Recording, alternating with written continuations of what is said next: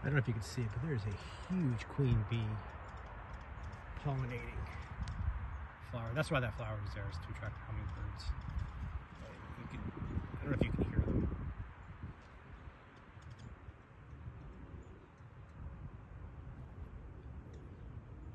But they were just fighting.